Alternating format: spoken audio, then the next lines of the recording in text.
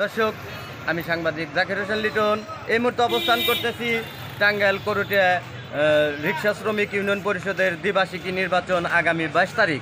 এই মুহূর্তে আমরা জানবো সাধারণ সম্পাদক পদে নির্বাচন করিতেছে সে ইতিপূর্বেই দুইবারের সফল সাধারণ সম্পাদক মোহাম্মদ কিসমত আলী ব্যাপারী। তার নিকট জানবো সে যদি পুনরায় আবারও সাধারণ সম্পাদক হিসাবে নির্বাচিত হয় তাহলে এই শ্রমিক ভাইদের জন্য সে কী কী সেবা দেবে এবং কি তার উদ্দেশ্য ও স্বপ্ন সেই বিষয়েই জানবো তার নিকট। বিসমিল্লাহির রহমানির রহিম। আমি করটিয়া রিক্সা শ্রমিক ইউনিয়ন রেজি 29,061। এর আগে দুবার সেক্রেটারি ছিলাম। আমি শ্রমিকের জন্য অনেক কাজ করছি, তার অনেক সাক্ষী প্রমাণ আছে।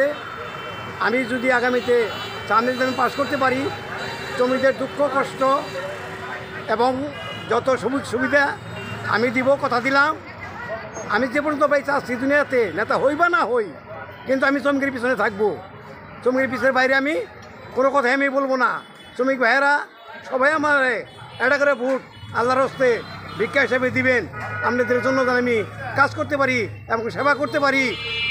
এই বক্তব্য রেখেই আমি বক্তব্য শেষ করছি।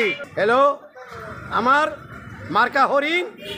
আগামী 22 তারিখে নির্বাচন, শনিবার হাই স্কুলের মাঠে। আমরা নির্বাচন করলে পারা আপনাদের সেবা এবং রাত নাই দিন নাই আপনাদের পিছনে আমি নিয়োজিত থাকবো।